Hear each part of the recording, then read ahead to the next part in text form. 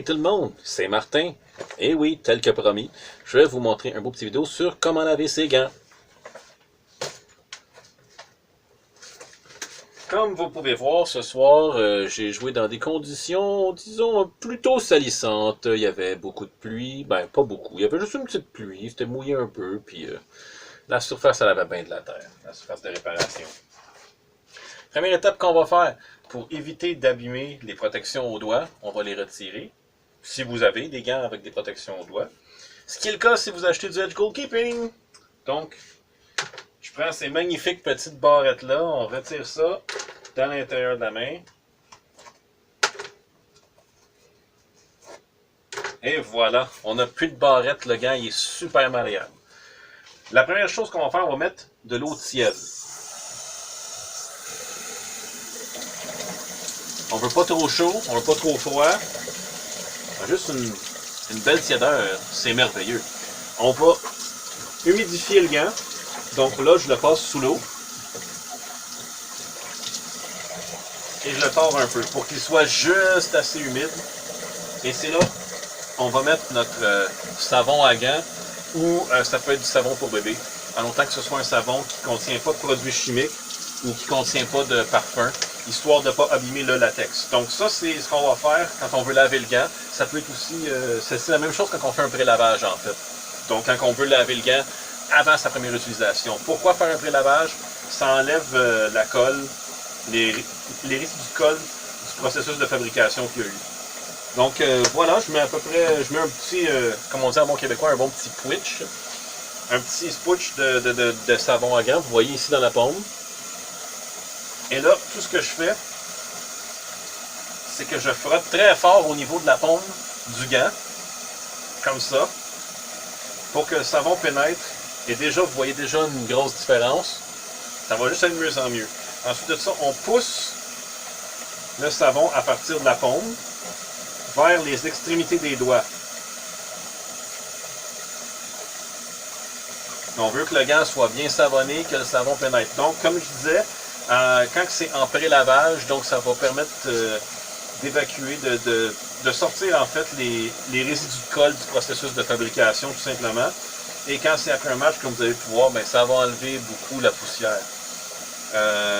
Les bénéfices que ça a, en plus de ça, ça a plusieurs bénéfices autres que ça va les rendre propres. On s'entend, c'est le fun d'avoir des choses propres, mais il faut qu'il y ait des avantages plus avantageux que ça. Donc vous voyez ici, à force de frotter, ma paume est presque parfaite. C'est sûr que ça reste un petit peu sale, surtout quand c'est une paume blanche. Quand c'est une paume noire, ça paraît moins. Un coup qu'on finit de laver, tout souvent ça a l'air encore neuf. Là, ensuite de ça, je prends mon gant, je le passe sous l'eau tiède et je le rince. Donc là, il est bien rincé, il est bien humidifié. Je le tords. Là, comme vous pouvez voir présentement, en le tordant le gant, il y a encore plein de savon qui sort de là. Donc ça, c'est l'étape qui est un petit peu plus plate. Je vais la recommencer à peu près 5 ou 6 fois jusqu'à ce que je vois plus de savon qui s'égoutte. Pourquoi? Parce que si vous avez du savon qui reste encore dans la paume de la main, vous allez jouer votre match suivant, vous allez faire un arrêt. Oups, pas capable de pogner le ballon. Pourquoi? Parce que, justement, on n'attrape pas le ballon parce qu'il est plein de savon, parce que mes gants sont pleins de savon. Si vous jouez sous la pluie, ben là, c'est encore pire, c'est encore plus drôle. Vous allez voir du savon sortir de votre paume en faisant un arrêt. Parce que votre gant est mouillé, puis ben c'est ça, hein, le savon il mousse avec le. Il mousse avec la pluie. Donc, ça va être super drôle que vous n'allez pas faire d'arrêt. Vous allez m'en vouloir. Donc, comme je disais, les bénéfices qu'on a de faire des lavages après ça, moi j'ai lave après chaque utilisation, c'est que ça extensionne de beaucoup la durée de vie du latex. Parce que ça lui permet d'avoir toujours une grippe, une accroche qui est optimisée. Parce qu'en le lavant, non seulement ça le rend propre, mais en plus de ça, ça ressort du latex. Ça fait sortir du latex et du gant en général tous les résidus de poussière, de terre, de choses comme ça. Tout ce qui fait en sorte que votre ballon, finalement, accrochera plus sur votre gant. Et donc, en gardant un beau latex propre, il va rester bien solide. Il ne va jamais être trop sec, il ne va pas s'effriter. Donc, vous voyez, ces gants-là, en fait, c'est C'est un modèle, je suis rentré à combien? 4 ou 5 fois que je rince, je sais pas trop, je vous parle. Ces gants-là, ça fait déjà 4 ou 5 matchs que je joue avec. Et si vous regardez, là, mis à part la couleur que ça paraît qui ont quelques matchs dans le corps, là, il n'y a rien de déchiré, il n'y a aucune marque de ballon qui a pu effriter un petit peu le latex. Donc au lieu d'avoir une paire de gants qui va vous durer 10 à 15 matchs, si on les lave après chaque utilisation et qu'on a fait un bon pré-lavage au début, on va avoir une paire de gants qui va nous durer 20 à 30 matchs, peut-être même plus, sait-on jamais.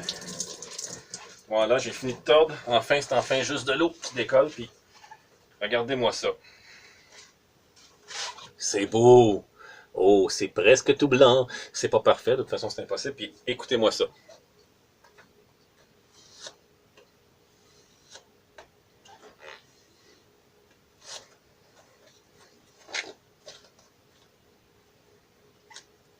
Vous voyez?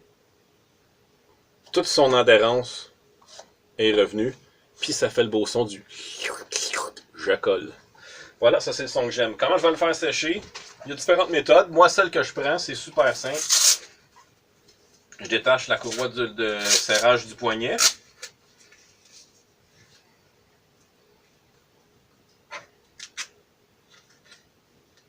Et je l'attache comme ça pour que mon gant soit suspendu comme ça sur un support à linge. Ça, c'est un processus de séchage qui va durer environ 36 à 48 heures avant d'être complètement sec, avant que toute l'eau finisse par descendre et finisse par sécher sur les extrémités des doigts. Si on veut accélérer le processus, moi, ce que je vous suggère, oui, dis-je, c'est de mettre un ventilateur. On va mettre un ventilateur puissance maximale pour que ça pousse le vent. Parce que là, avec le vent du ventilateur, ça va accélérer le processus de beaucoup. On parle d'environ peut-être 12, même peut-être moins. Disons entre 8 et 14 heures pour que ça sèche complètement. Donc, si vous avez deux matchs en 2 soirs, comme que moi j'ai eu, c'est ce que j'ai fait hier. J'ai fait sécher avec le ventilateur. Mais j'aime ça aussi les laisser sécher à l'air libre aussi des fois. Parce que là, j'ai quelques jours sans jouer de match. Donc, moi, c'est comme ça que je les fais sécher. Puis, ce qu'il faut absolument qu'on évite, on évite les sources de chaleur. Donc, on ne va pas mettre le gant devant un radiateur ou devant une chaufferette, devant un calorifère, en se disant, hey, ça va le sécher encore plus vite. Ça va tout sécher plus vite? Oui, ça c'est vrai. Est-ce que ça va faire en sorte que le latex va sécher et s'effriter et s'endommager? Oui, ça aussi c'est vrai. Fait que vous allez avoir un gant qui va vous durer 2 matchs et vous allez être pas mal mécontent d'avoir dépensé plusieurs dizaines de dollars ou d'euros, devrais-je dire aussi, sur une paire de gants qui va vous durer finalement un match ou 2. Donc voilà, ça c'est ma méthode avec laquelle je lave mes gants et prélave mes gants. Et puis, donc voilà, c'est ça. C'est ce que moi je vous conseille de faire afin d'avoir une paire de gants qui va vous durer vraiment longtemps, qui va avoir une bonne accroche, qui fait en sorte que vous allez toujours racheter les gants Edge Goalkeeping. C'est Martin qui vous dit bye bye!